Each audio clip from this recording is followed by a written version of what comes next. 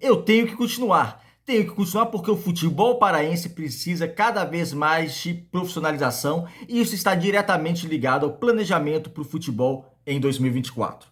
Meu nome é César Mairim, sou criador aqui do canal Bastidores e aqui tratamos sobre o futebol paraense. Se você não está inscrito no canal, se inscrevam, deem like no vídeo, porque é muito importante para o nosso trabalho, assim o YouTube vai reconhecer que vocês estão gostando do nosso conteúdo e passar, indicar o nosso conteúdo para as demais pessoas. Então, sem mais delongas, vamos para o tema de hoje. O tema de hoje é planejamento, é profissionalização do nosso futebol. E o que o Fortaleza, pegar o Fortaleza como exemplo, mas eu vou citar outros clubes também que são exemplos no futebol brasileiro, mas o que o Fortaleza acaba de mito sobre o futebol paraense? O primeiro deles, para mim, que nós vamos tratar aqui, é o campeonato estadual. Porque o que dizem? Muitos dirigentes dizem nos nossos clubes.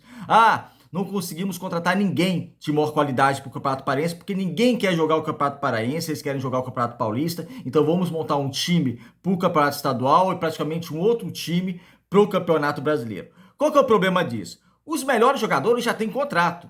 Os melhores jogadores, os jogadores estão rendendo bem, eles não vão deixar os seus contratos, os seus clubes, para jogar no Remo e Paysandu, porque eles já estão em clubes que disputam Série B do futebol brasileiro, ou Série C, principalmente Série B do futebol brasileiro, né, que onde tem que recorrer. Paysandu está na Série B, Remo está na Série C, mas tem que montar um time muito forte para conseguir o acesso para a Série B. Então eles já estão bem nos seus clubes, eles não vão deixar seus clubes. Então o momento de contratar os melhores jogadores que estão disponíveis, ou seja, os melhores jogadores que é possível alcançar, Remo e Paysandu, o momento é agora, é nessa época da temporada, que é o final de 2023, para o início de 2024, para chegar numa pré-temporada bem. E o que o Fortaleza nos ensina, ele acaba com o método estadual, porque o Fortaleza, ele consegue contratar jogadores com bom planejamento que tem há anos, há pelo menos uns 8 anos, ele consegue contratar bons jogadores que ficam para o Campeonato Brasileiro. Mas é porque eles disputam o Campeonato Paraense, o Campeonato Paraense ninguém vê. E alguém vê o Campeonato Cearense? Ok, tecnicamente o Campeonato Cearense é mais forte que o Paraense, porque temos um clube na Série A, um clube na Série B e 2 na Série C. Ou seja, o Campeonato Cearense é mais forte do que o Campeonato Paraense, sem dúvida alguma. Mas em termos de visibilidade, ninguém assiste, ninguém que eu digo o resto do Brasil, só as pessoas locais daquele estado que assistem. Ninguém lá, sei lá, no Paraná, em São Paulo, em Minas vai parar, olha, eu vou ver agora Floresta e Ferroviário porque são dois times que estão na Série C do futebol brasileiro. Não, eles não assistem. Então assim, tecnicamente o campeonato melhor, o Campeonato Paraense, em relação a gramado também é um grande problema que nós temos, é melhor também, mas não tem uma grande visibilidade. Vamos pegar outro exemplo, o Campeonato Baiano. Tem um clube na Série A, um clube na Série B, e pronto. É melhor que o Campeonato Paraense? É, porque parece ter um clube na Série B e um clube na Série C. Mas ninguém vê o Campeonato Baiano também, então tem uma visibilidade também pequena. Um outro exemplo, Cuiabá. Alguém assiste o Campeonato Mato Grossense? Tem um clube na Série A e 2 na Série D. E só tem 2 na Série D porque é automático ter 2 clubes na Série D, né? O estado tem no mínimo 2 clubes na 4ª divisão nacional.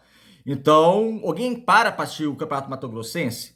Não. E o Cuiabá consegue contratar jogadores de qualidade desde o início do ano? Consegue. Por quê? Planejamento, dedicação. É lógico que para o brasileiro ele se reforça mais, como o Fortaleza se reforça mais, Bahia se reforça mais. Os clubes, o Sampaio Corrêa na Série B se reforça melhor. O Cuiabá também, mas Cuiabá, Bahia e Fortaleza, pegando clubes da Série A, clubes que não estão no centro, no eixo Rio-São Paulo, Sudeste-Sul, né, que é um outro centro econômico, conseguem contratar bons jogadores desde o início da temporada com seus campeonatos estaduais sem visibilidade. Como o Campeonato Mato Grossense, eu citei aqui, o Campeonato Mato Grossense tecnicamente é pior que o Campeonato Paraense. E o Cuiabá consegue se reforçar. E também não é a questão, eles estão na Série A. Eu não quero que Paysandu e Remo contrate jogador de Série A nesse momento. Bem, querer eu quero, mas não vou exigir isso porque eu sei que é uma outra dificuldade, outro patamar, e não é nem entra em pauta isso. Mas dentro da realidade dos nossos clubes, dentro do Paysandu na Série B e do Clube do Remo na Série C, é possível contratar bons jogadores já dentro desses patamares desde o início do ano. Desde que tenha projeto, desde que tenha um planejamento, contrata, sei lá, uns 2, 3, quando começar o brasileiro, ok. Mas não essa carrada de jogadores. Porque o que nós vemos ultimamente do futebol paraense? É você fazer um time do Campeonato Paraense, em abril, quando tá acabando o Campeonato Paraense, final de abril, dispensa uns 15 e contrata mais uns 15. Os nossos clubes chegam a contratar jogadores até o mês de outubro. Já está acabando o Campeonato Brasileiro e os nossos clubes ainda estão contratando jogadores. É lógico que não vai dar certo. Tá, ok, o Paysandu conseguiu o acesso esse ano para a Série B, mas conseguiu também, vocês sabem como, foi meio a três porradas, mereceu o acesso, é lógico, fez a segunda melhor campanha do grupo, então mereceu o acesso, isso também não entra em discussão. Mas também aquele jogo contra o Volta Redonda, aquele jogo contra o Manaus, mostraram claramente as deficiências da equipe. Então, assim, o planejamento não foi perfeito, muito pelo contrário, mesmo conseguindo o acesso. É bem claro que isso, bem evidente isso, e o planejamento tem que mudar para o ano que vem, sem dúvida alguma. Então, os nossos clubes conseguem sim, podem sim contratar melhores jogadores desde o início do ano e não podem usar o mito, o Campeonato Paraense ninguém quer vir.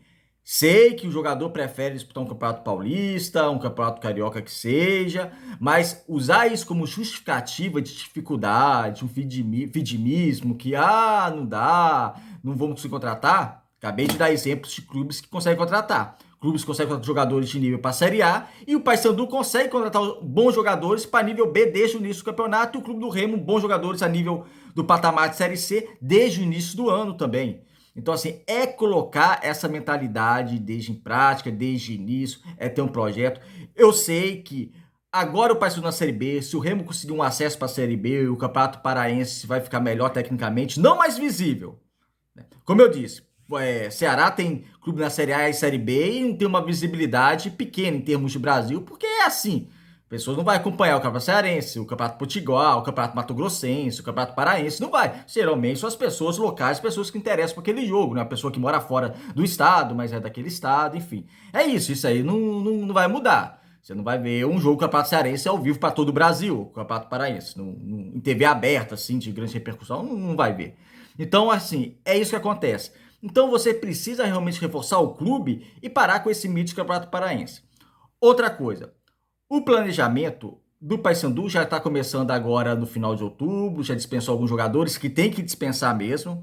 Uma coisa é você agradecer os jogadores, alguns jogadores que fizeram parte da campanha do acesso, tal, mas não pode ter esse romantismo também. São profissionais, estavam lá com o contrato, acabou o contrato. Muitos desses jogadores não têm a mínima condições de disputar a Série B. Você vê jogadores que já estão sendo dispensados do Paysandu, ou que não está sendo dispensado, mas os contratos não estão sendo renovados, estão assinando com clubes da Série D, da quarta divisão nacional. O Filemon, por exemplo, assinou ontem, foi anunciado antes de ontem, pela Portuguesa do Rio de Janeiro. O Nicolas Careca, que foi liberado ontem, está sendo sondado também pela Portuguesa. Então, assim, são times da Série D. Então, você vê que realmente o Paysandu precisa mudar de patamar. E isso, a diretoria, eu acho que não vai cometer esse erro. E ajudou muito, querendo ou não, ajudou muito a maneira que o Paysandu subiu no sufoco. Perdendo para o Amazonas jogando mal, perdendo para o Volta Redonda jogando mal e correndo sério risco de não conseguir o acesso. Porque aquilo ficou claro para todos que precisa mudar. Porque se tivesse jogado bem, tivesse conseguido a classificação já no Mangueirão contra o Amazonas, podia fazer uma cortina de fumaça e iludir. Não, o elenco é bom, tem que manter a base. Então ficou claro que não tem que manter base. Paysandu já tem contratado jogadores de patamar de Série B.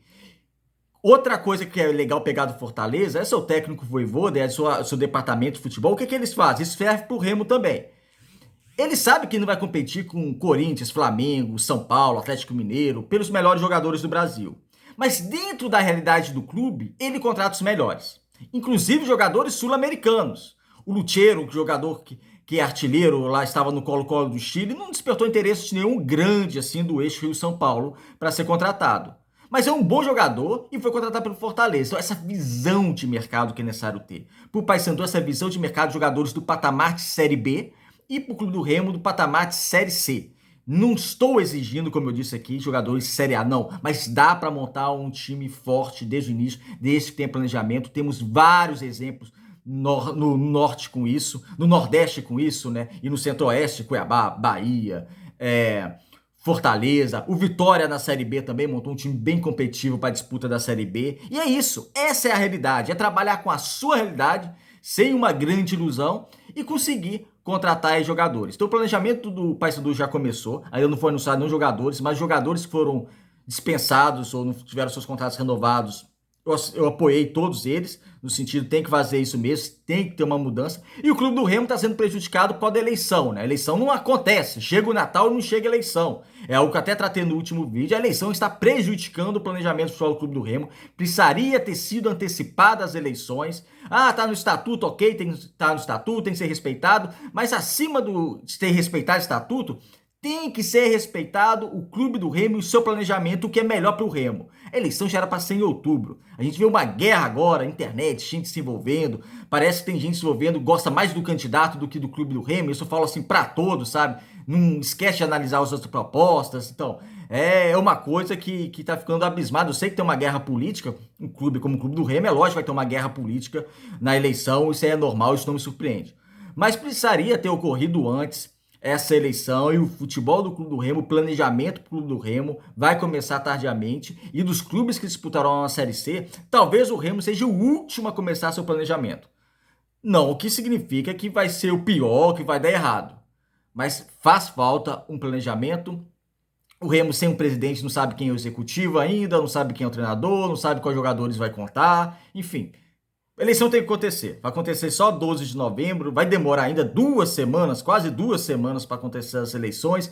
Aí, se assumir uma chapa da oposição, ainda vai ter que tomar conta ainda, ciência de tudo que está acontecendo, finanças do Clube do Remo, porque é uma transição que faz. É normal, acontece isso até em governos de política mesmo, governo de estado, município, governo federal, acontece isso mesmo nessa transição. Então, enfim, e temo que o Remo ainda perca mais tempo, mas também não pode ser desculpa. Quem assumir tem que assumir a responsabilidade e o futebol azulino já é para um planejamento sério desde o início do ano. Na verdade, desde quando o novo presidente assumir a eleição, ganhar essa eleição e assumir a presidência do Clube do Remo, porque o Remo está estagnado numa terceira divisão desde 2007, né? Teve um ano em 2021 na Série B, mas foi um bate e volta rapidamente, então nem vou considerar. E o Remo precisa sair dessa terceira divisão, porque a terceira divisão para um clube como o Clube do Remo é o limbo do futebol nacional.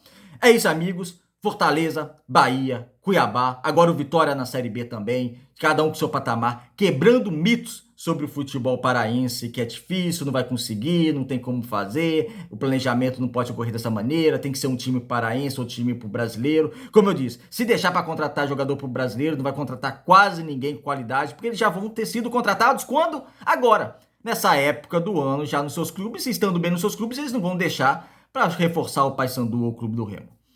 É isso, amigos. Espero que vocês tenham gostado do vídeo. Até o próximo vídeo. Se gostaram, se inscreva no canal e até a próxima.